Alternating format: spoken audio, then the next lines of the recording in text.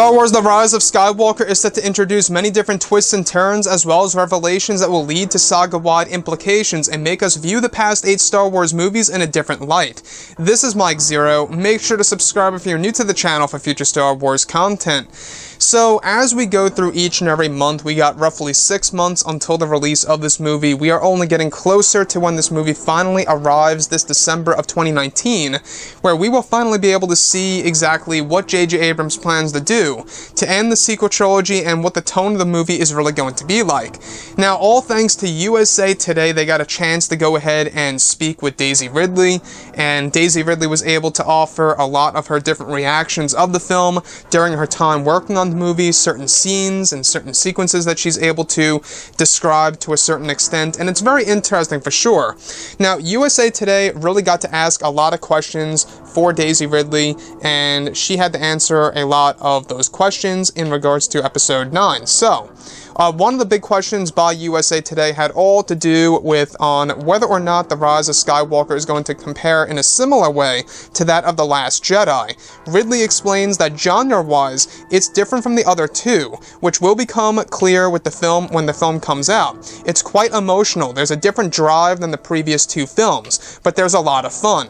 I really missed John Boyega during the last one, but we're back together and now Oscar Isaac is part of it. To me, it felt like kids going on an adventure. Now, one of the other questions involves USA Today asking Daisy Ridley about Rey's parents and whether or not that's going to be explained in greater depth, and she simply had to say this. Director J.J. Abrams did say, the question is answered. She's talking about in this movie. So at the end of the film, you do know what the dealio is. Interesting.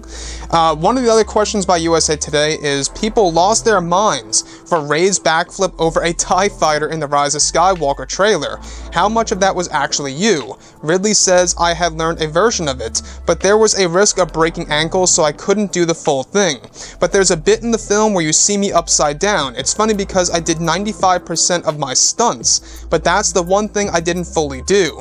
People are like, oh, thanks, that's so crazy and cool. I'm like, oh. So, from the way things are actually being explained by Daisy Ridley is that this film really is going to have a different feel. It's almost a genre of its own, apart from both The Force Awakens and The Last Jedi, and that's exactly how it somewhat felt in the teaser trailer. You got a little glimpse of the tone of the movie and exactly what J.J. Abrams is planning to do with Episode 9. So, Daisy Ridley, thankfully she was able to answer some questions to USA Today about Episode 9. Of course, we are getting closer to when Disney and Lucasfilm are going to be pushing their marketing of Episode 9 during this month of July, is when they're actually going to start doing all of that, which is great. And then in August, that's the big month for The Rise of Skywalker, because all of their other films are out of the way. Right now, they are focusing on Spider-Man Far From Home, and of course, The Lion King, which also releases later this month. So, the fact that they have those 2 last movies to really focus on deeply, once that's all done and over with, they're going to focus on Star Wars The Rise of Skywalker primarily from the months all the way of August all the way until the release of Episode 9, where every single month it's going to be a lot of marketing and a lot of different reveals and interviews that are going to really go into the story itself. So, with that being said, we do know that this film really is going to be very important for Disney and Lucasfilm as companies and as well as the Star Wars community. And by far, I think that the big things that a lot of people want to learn more about is Palpatine's involvement, Rey's parents, the relationship between both Rey and Kylo Ren, and exactly where Kylo is going to end up at the very end of this movie.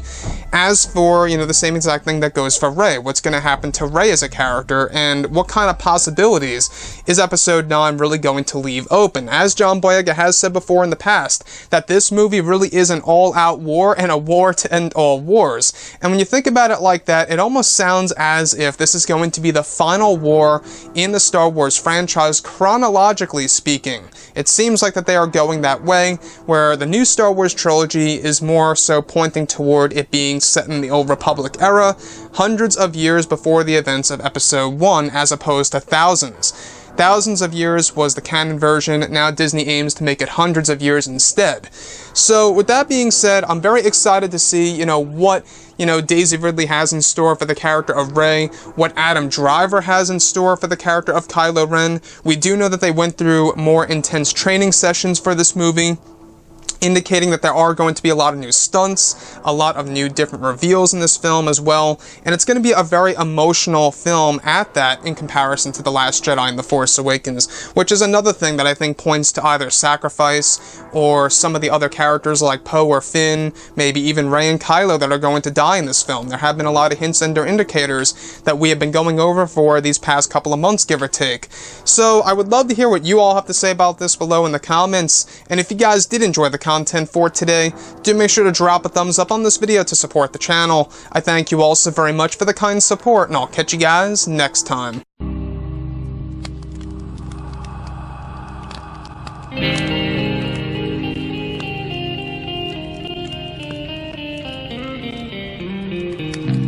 Gun in hand, we are alone again.